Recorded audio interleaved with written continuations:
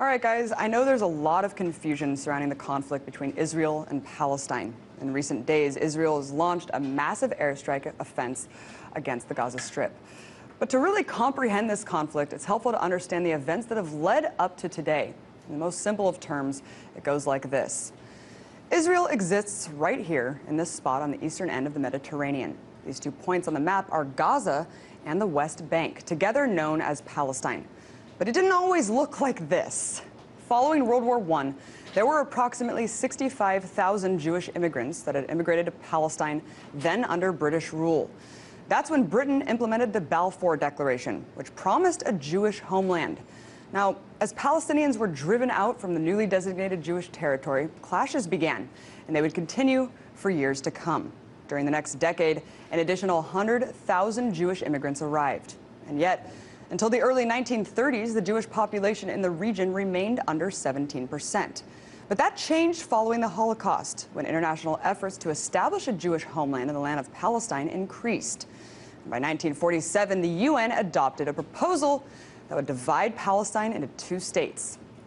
The Arabs were designated 43% of the land, despite the fact that they made up 2/3 of the population and owned over 92% of the land. Jews were given 56% of the land, despite being only 1/3 of the population. That's interesting math, isn't it? Well, following this announcement, Jewish leaders began occupying major Palestinian cities, expelling 300,000 Palestinians before the State of Israel was even announced in 1948, the result of which led to a military offensive by neighboring countries, which overwhelmingly objected to the establishment of Israel in the land of Palestine. But they were no match to the military superiority of the Israeli army. The Israeli military effectively cleansed much of the territory, and following the 1948 war, they encompassed 78% of Palestine.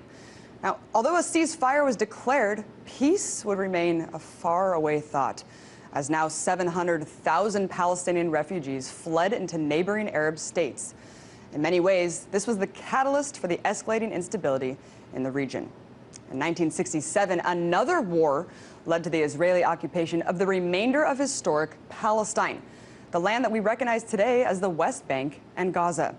It became clear that while the UN and other Arab countries verbally championed the plight of the Palestinians, there would be no international effort to actually enforce their right to self-determination.